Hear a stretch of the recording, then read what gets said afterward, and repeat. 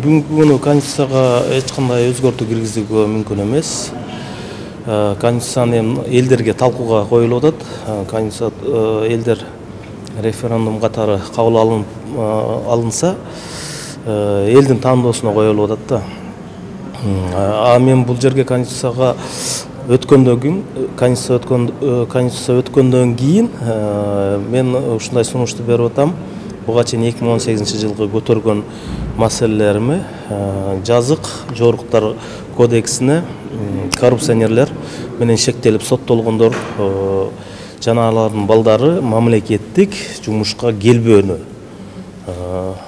ошону андан сырткары аймактарга бөлүп, түндүк түштүккө бөлүп интернетке чыгарган жарандарга жазаны күчөтүү маселесин бунда 2018 жылы көтөрүп чыккан элем.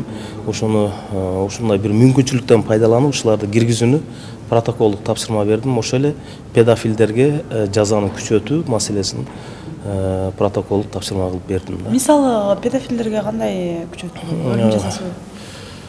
Өлүм жазасыбы же болбосо бүгүнкү күнү көрүп атасыздар, ар кандай зордук зомбулуктар менен ушунчалык бир көбөйүп атат да.